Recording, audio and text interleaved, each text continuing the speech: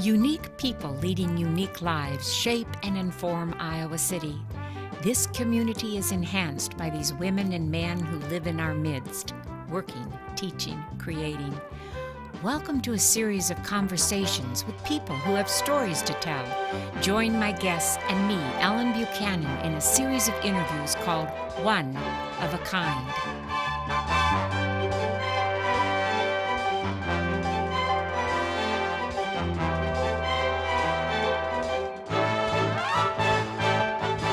My guest on One of a Kind is A.K. Traw, community volunteer, gardener, marathon runner, research assistant, wife, mother, and grandmother. A.K.'s love of the outdoors led her to gain a horticultural degree from Kirkwood Community College, her second degree, which in turn inspired her to design gardens, hers and others. Because of her passion for gardening, she's very involved in Project Green. For viewers new to Iowa City, Project Green is a volunteer group that enhances and beautifies public spaces within the boundaries of Iowa City. It could be state property, city property, or county property. Her Project Green involvements, including co-chairing the Project Green Steering Committee, establishing and working in the Prairie booth for the Project Green Fair, and also the Herb booth, co-chairing the Summer Green Garden Tour, and helping with the Adopt-A-Bed program. A past member of Mayor's Youth Board, A.K. is currently the valued research assistant for the program you are viewing, One of a Kind. A.K. and her husband, Chuck Traw, raised two children in Iowa City, Kelly and Nikki, and they have two grandchildren, Caden and Owen. Welcome to One of a Kind. Thank you. Your story, I know, begins in Red Oak, Iowa in November of 1942. Maybe people don't know, but that you grew up on a farm. I did. I was born in the hospital in Red Oak. I have three siblings. Mm-hmm. They were born on the farm. And so I spent my 17 years on the farm outside of Emerson, Iowa.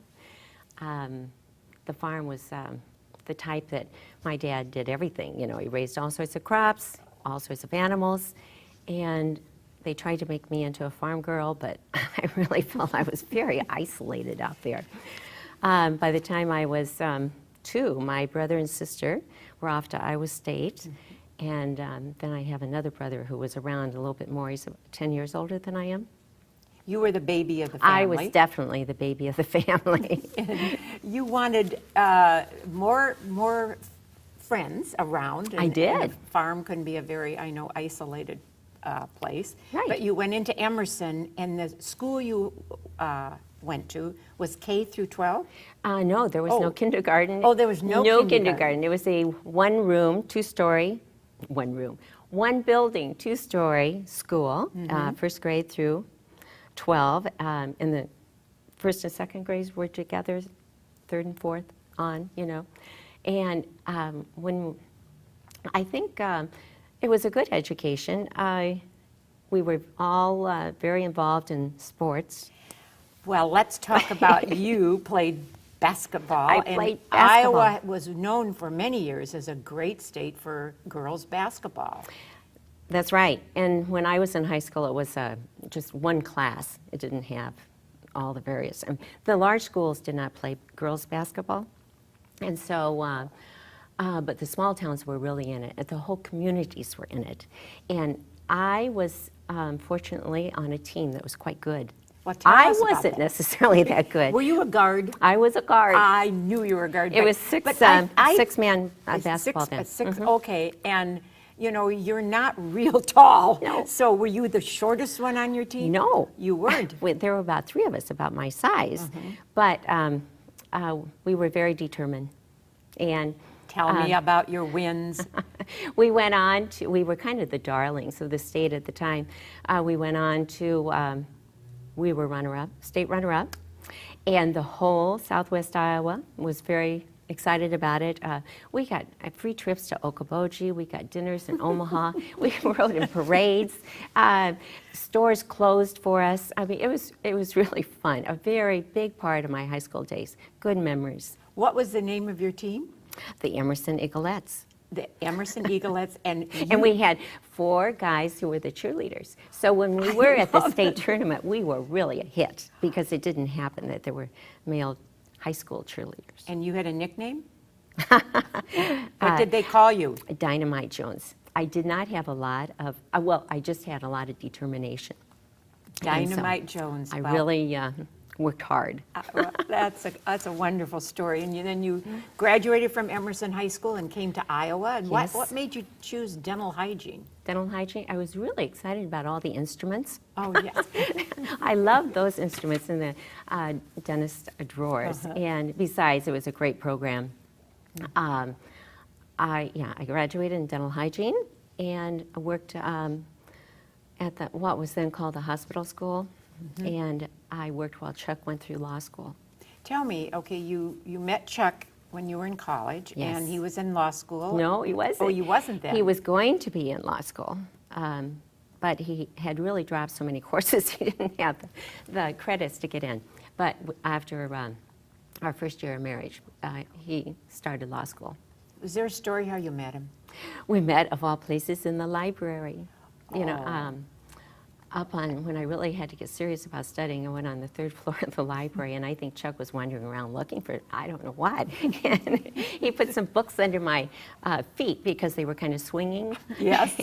That was our first That time was that your- we really met. Okay, so you got married, he finished law school, you went out to Portland, and then you returned to Iowa and moved to Davenport, and he went into practice. That's and right. By this time, you had 2 daughters. We did.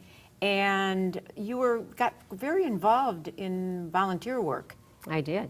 Yes. Besides, Kelly and Nikki were in grade school while we were there. We were there for 11 years. And we were very active with the church. There was an organization called VNA, Visiting Nurses Association, that became Junior League.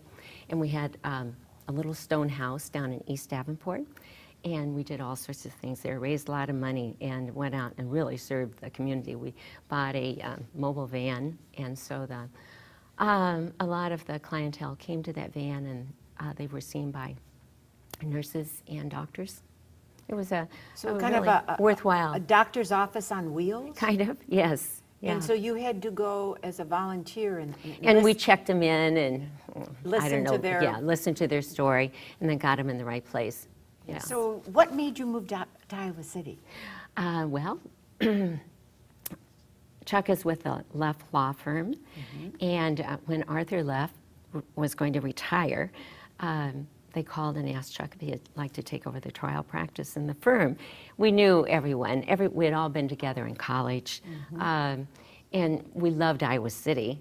So we didn't hesitate, and people in Davenport couldn't understand why we would be leaving, but it just felt like coming home. So we moved here in 1979. 1979. So you moved here, and your daughters eventually graduated from West High, and about this time you decided you were loving the out of doors. It must have been from your farm experiences. You probably lived out of doors growing up on the farm, and you loved gardening, and so you decided to, what made you decide to get a degree in horticulture? Well, you're right. I loved gardening. I loved the out of doors. And Kirkwood had a great horticulture program that I'd heard about, and I thought it'd be really interesting to find out more about the plant materials and how to, really I was into wanting to know more about design. So I went there and took all the courses and got my degree from Kirkwood. Took courses where I wore the hard hat, the steel-toed shoes, and went out with my shovel and just all sorts of electrical work. I didn't do too well in that. I was more interested into the design? In the plant material. Yeah. Okay, so, and then you started a little business of designing gardens, your own, did. which is a beautiful, beautiful garden. Thank you. And others, correct? Right. And you enjoyed that? I enjoyed that, yeah. as Chuck would say, there was, with being in dental hygiene, and I worked as a hygienist, there was a little bit of working with my hands and picking. Yes. So he thought maybe that's why I went into, you know, the soil and being very With all those little shovels things, and yes, trowels yeah. and, That's and right. measuring. That's right. So you had your little business of designing, not little, but your business of designing gardens, and then you got very involved in Project Green. And for people new to Iowa City, give us kind of the backstory of there are people who don't know how Project Green began. It began in 1967, I think. Three members of the community, thought it would be a great thing for Iowa City to have an organization that could beautify the city. And so they got together with the city and established Project Green. And in 1968 was the first project, I think. I mean, they moved fast in getting volunteers, getting funding. And since then, I think there are over 30 projects that Project Green is involved with. And like you said earlier, working with the city, with the county, we beautify all the schools and the entrances to Iowa City. The first project was Iowa Avenue. And Melrose, Highway 6, goes on and on. North Dubuque, many. And it's not only planting the trees and shrubs, but it's the maintenance. So we have saved the city over $1.5 million. We've put in that much into beautification. You've really, Project Green and you workers have really, really made a difference in this community. And it was the beginning women were Gretchen Harshbarger, Nancy Seiberling and Jim Maynard were really the three first, the three people that started. Others then came along. Marilyn Long, Mary Lou Gay. And whose idea was it, do you know, in the history about the Green Garden Fair? Who decided? You know, I wasn't here then, so I really don't know how, it was at the fairgrounds, and it was smaller, and they even sold house plants. Now it's the Carver Hawkeye Arena, where thousands of plants grown in area gardens, so you know they're hardy, they're wonderful. It is an amazing morning to be over there and have all these plants, and we raise a lot of money. It's our main fundraiser. Don't you make about annually $30,000. And just, I mean, just think about, everybody has to dig them up, pot them. I know. Schlep them over to Carver and put them in the booths. Now, you were instrumental in the couple booths. A couple of them. I restarted the herb booth, which was really fun. I love herbs and had a wonderful herb garden in our backyard until we got too much shade. And so that went on for a few years. Then my neighbor behind me, Ron Cameron, who has about 10 acres of prairie over the garden fence, I talked him into helping me start a prairie booth. And we did that for about 10 years. What kind of, besides, prairie grasses, and what did you sell in a prairie booth? Well, there are a lot of native plants that could go into a garden, a city, a backyard garden. It wouldn't even have to be a prairie garden. They're colorful, they flower at different times, and they're native. So they don't take much work in Give me a couple establishing. Of names. Well, the coneflower is one. Okay. Let me see. Of there are Leatrice is one.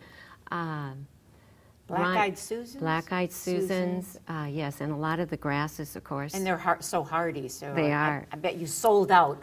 We did, and I have to give Ron most of the credit for it. I mean, I got the people to help and got everything going, but he took the seeds and planted them, and he had a couple of greenhouses, and he watered them faithfully and took good care of them, and then we potted them and got them ready to go over to Carver Hawkeye. But Project Green has that as the main fundraiser, as well as people's donations. And then we have a garden tour in the summer. And I'm co-chairing this summer. Tell the audience about the garden tour in the summer. The garden tour is from It's one day on a Sunday. We change the date. It's sometimes in June, sometimes in July, depending on the gardens and what's. We like to work with the gardeners to see what's best for them as well. And we have 5 on this summer, and they're fabulous. It's really going to be a great tour. But you pick different kinds of, it isn't just a manicured Oh, garden. not at all. You have a variety. A variety. One this summer is going to be a very small, very well-kept garden. Another is an 1.5 acre garden, you know, and that's not going to be quite as kept. Another is just simply a beautiful design. And I mean, just, yeah, one has no grass in it, and with paths, flat right in the middle of town. It's wonderful. But we have that, and we also have forums that the library helps us with. We do it in conjunction with the library. And that's a really, to give back to the community, an education forum, and we have that. And of course, you know, the schools. And it's an organization where there's not a list of volunteers. You aren't a member of Project Green as a lot of organizations. We don't have a list of members. There are no dues. And it's just amazing how it all goes together. Love the really earth is. and love the garden and love Yeah. to beautify not only their own yards, but the city as well. Right, right. Now, what is this Adopt-A-Bed program? Is this another volunteer area in Project Green? Is that? It was. It's really not, I don't think, going on right now. But I worked with that along with others in trying to beautify the beds downtown in the walking yes, area of Iowa yes. City, which is always a challenge because of all the activity. Or maybe there's not as much activity late at night as there was. But that I was. remember you planting daffodils and Oh, tulips in the beds downtown. Yes, and a lot of pasta. Oh, I worked with Mayor's Youth, and the kids prepared the beds, which was very nice. It was a learning experience for the kids in Mayor's Youth as Now, well. who's a part of Mayor's Youth? I know you were involved in that as a volunteer activity. Right, I was on the board, and they were kids who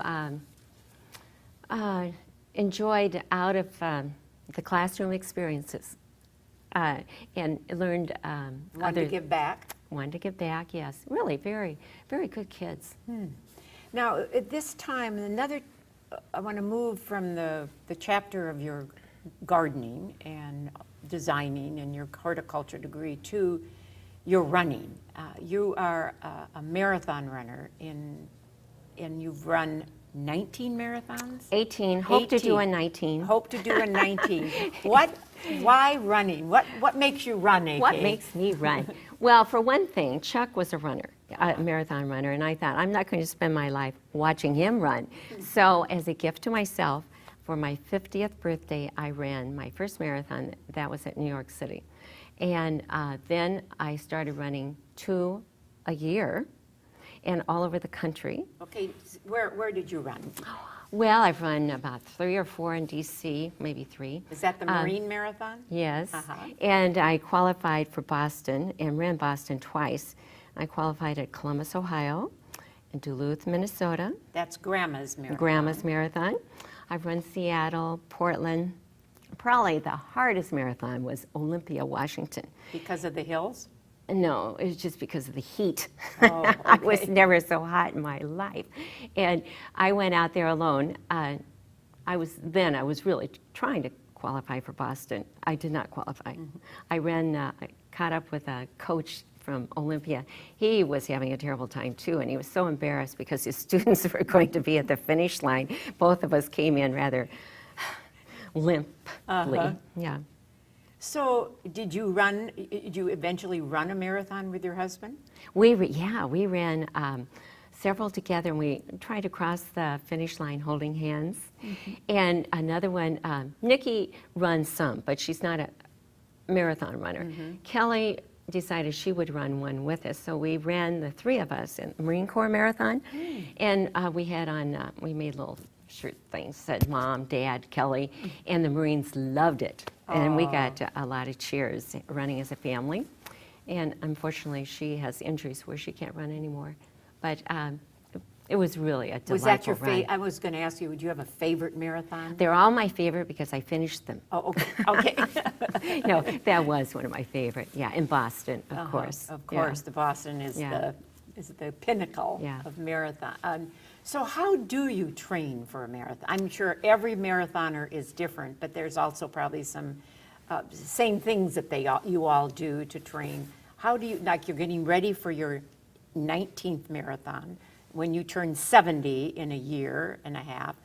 So how have you started now psychologically thinking about it? Yes, and keeping a base up. But I'm not the traditional. The way I train is I go out the door. I love it because I can go out the door and I have to get in a car and I start running. And when I'm really serious about training, I want to have so many miles a week. So that, depending on how I feel that morning, I will run many, many miles, or I might decide to run 6 or 7. And I run alone. I'm a solo runner. I do not run with music because I enjoy the birds singing. I run where it's not around cars. I run on a golf course, and I go before the golfers so I don't interfere with them. Yes. But I love just the time of I can think serious things, or I can just be free of. Do you kind of put your mind in neutral, or? When I'm running, a long run, it's in neutral. It's in neutral. It is. And you're not bored when you run out a couple hours? No?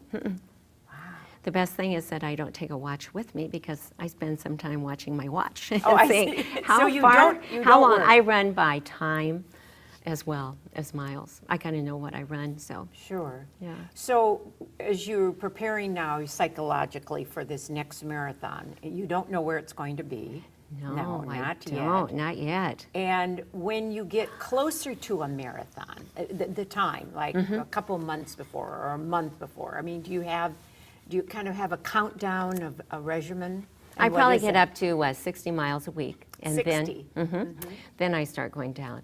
And again, it depends on how I feel. But yeah, it's a different way of running. When I ran with Chuck in marathons, he could not understand why I didn't want to talk. I don't talk when I'm running. I like just the quiet. the quietness. Yeah. So when you get closer, say you're a week away, what do you do? And Then I slow down a lot. Yeah, And and you I run- really try to watch my diet, and I try to drink a lot of water. that and week before, and then the morning of a marathon. What do you? Well, you eat? What I'm do you- it not too depends on the smart on weather. that.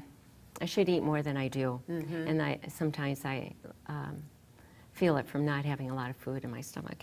But now they have so many wonderful things every 2 miles on a marathon that I take advantage and eat or drink their sports drink or whatever they have. Who's been your most enthusiastic audience along the Oh, roadway?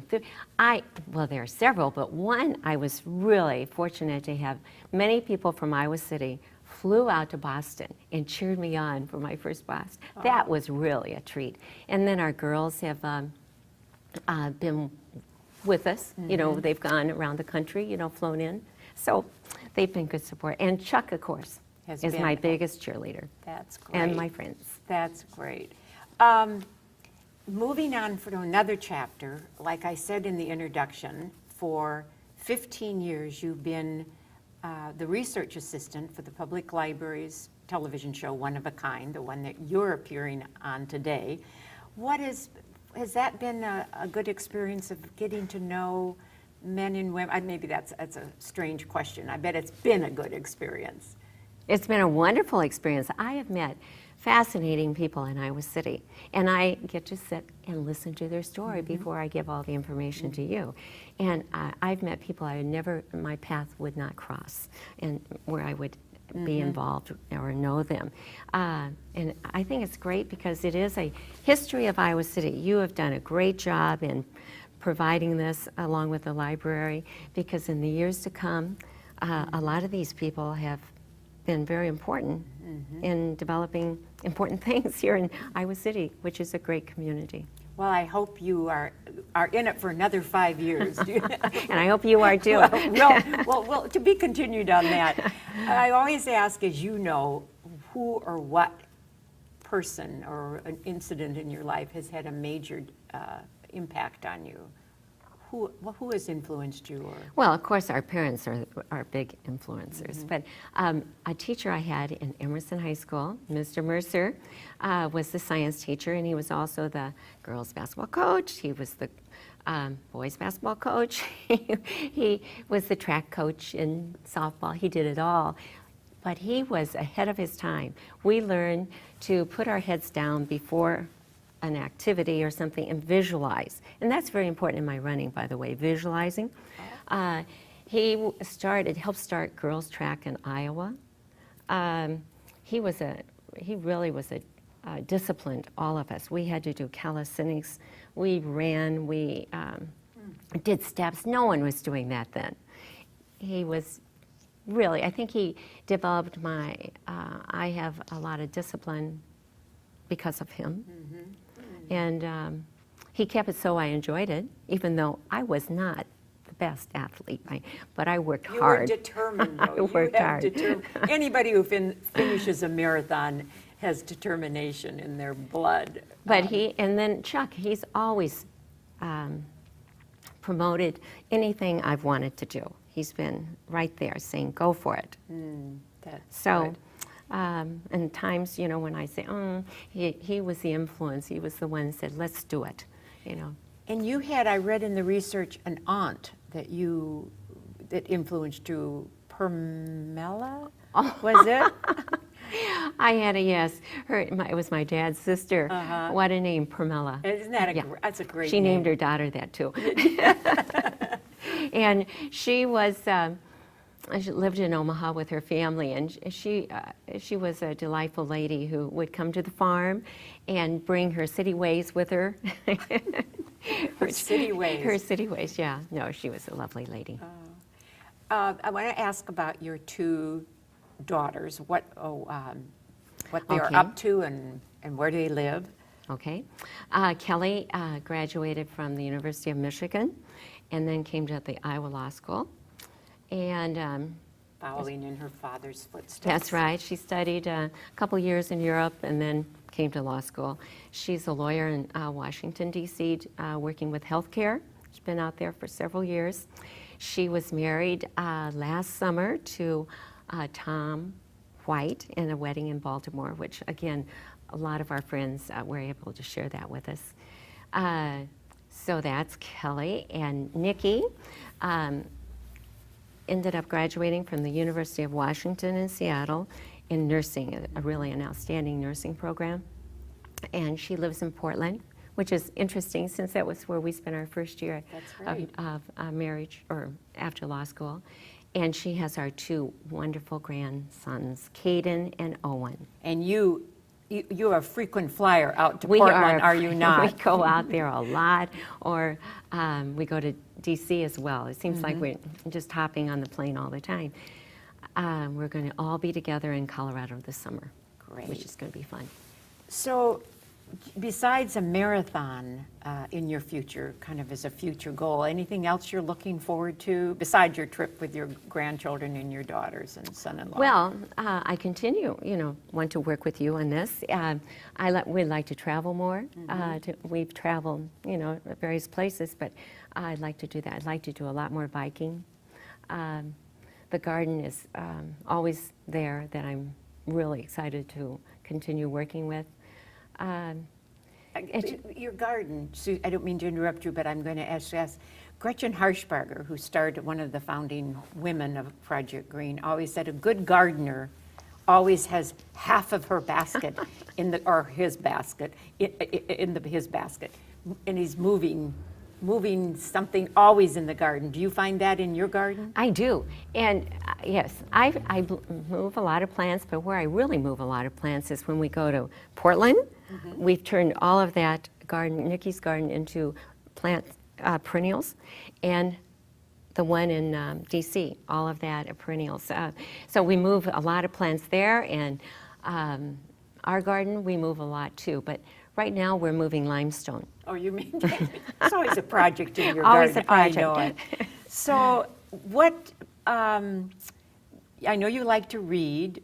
Do you have a genre that's your favorite? Fiction, nonfiction? I love historic novels. I like English and Irish novels.